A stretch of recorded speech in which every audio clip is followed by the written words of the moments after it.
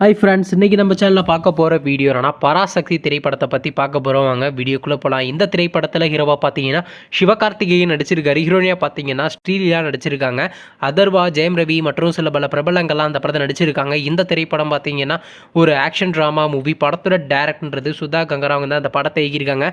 படத்தோடைய மியூசிக் டேரக்டர்ன்றது நம்ம ஜிவி பிரகாஷ்குமார் அவர்கள் தான் அந்த திரைப்படத்துக்கு இசையமைச்சிருக்காரு. அதுக்கப்புறம் வந்து இந்த திரைப்படத்துக்கான அஃபிஷியல் ஃபர்ஸ்ட் சிங்கிளாக ரிலீஸ் பண்ணியிருந்தாங்க.